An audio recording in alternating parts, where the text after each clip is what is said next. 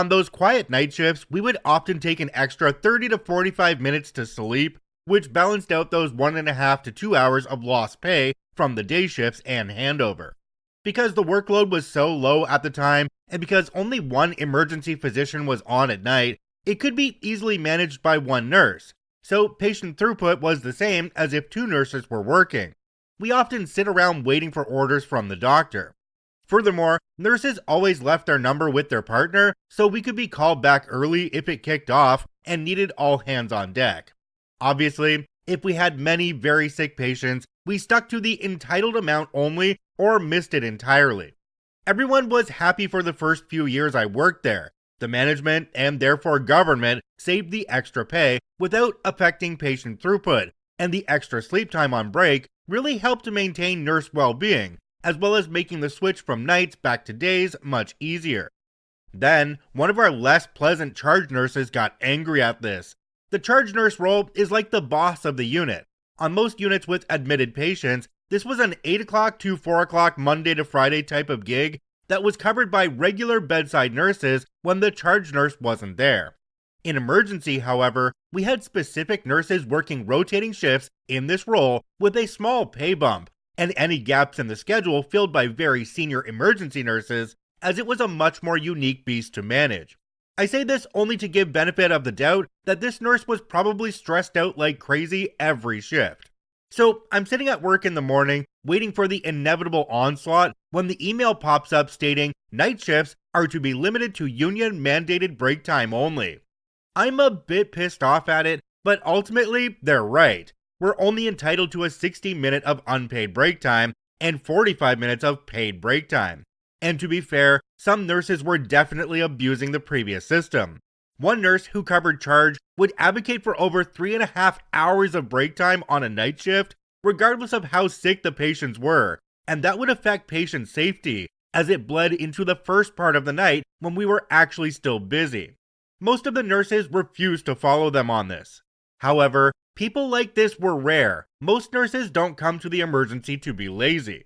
This email soon gets posted in our group chat so everyone's aware.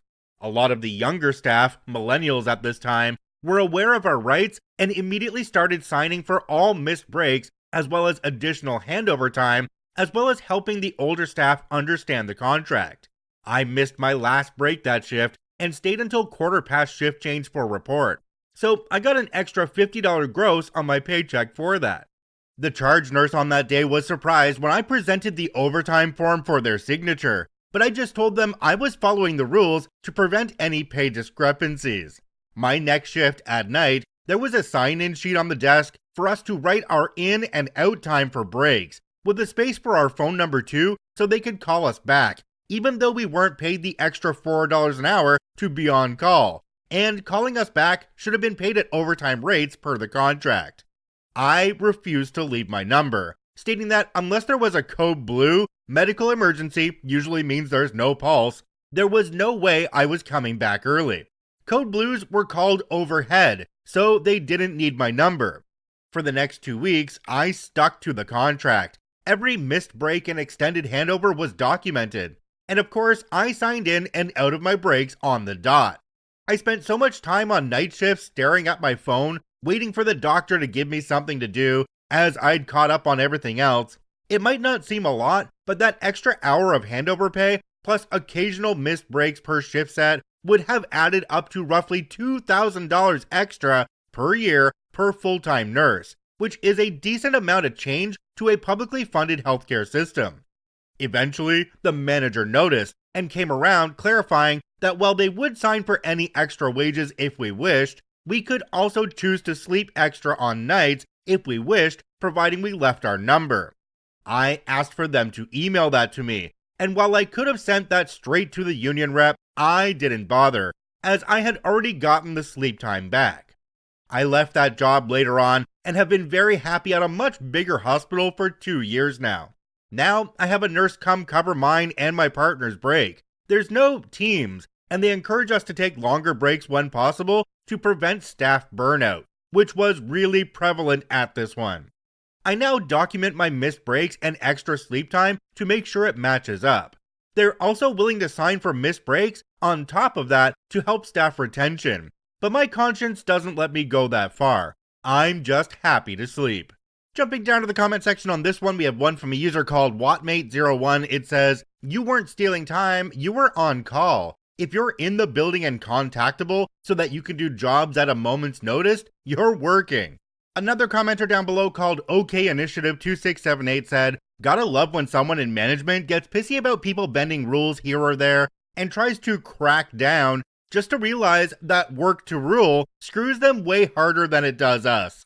I think people don't realize that if people conform to the rules completely in most government departments, it is very, very expensive. It does sound like OP and the people they were working with had a process that worked for them and didn't have any effects on actual patient care. It just took that one charge nurse to be a little bit pissy, try and make everything go by the rules, and because of them, everybody had to change what they were doing. Quick thank you to everybody who works in medical care. You guys are all awesome. This story comes to us from Possible Seaweed 4815. Malicious compliance? I used to work at a mid-sized company where our department had its own supply closet. Everyone knew the rules. Take what you need, don't hoard, and keep the area tidy. Simple enough, right? Apparently not for our new micromanaging office manager, Karen.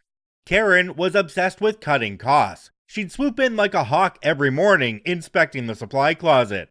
If a box of pens was a little lighter, or the post-its weren't perfectly aligned, we'd get a stern email about unnecessary consumption. She even implemented a sign-out sheet for supplies. Want a highlighter? Better justify it in writing.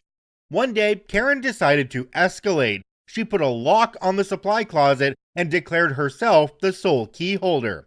If anyone needed something, they had to email her and wait for her to approve the request. This was, of course, on top of her other duties, so getting a new pen could take hours. Needless to say, productivity started to suffer. Cue malicious compliance. A coworker of mine, Tom, was a bit of a prankster, but always stayed within the rules.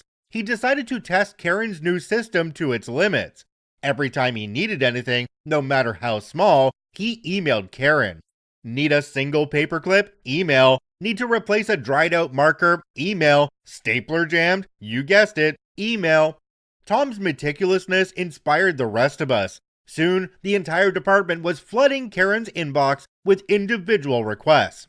Since Karen insisted on handling every single one personally, she quickly became overwhelmed. Approving requests started taking days instead of hours. Meetings were delayed because people didn't have notebooks. Presentations stalled because someone was waiting for a dry erase marker. Management started noticing the bottleneck. Our department's performance metrics were plummeting, and everyone pointed the finger at the supply chain fiasco.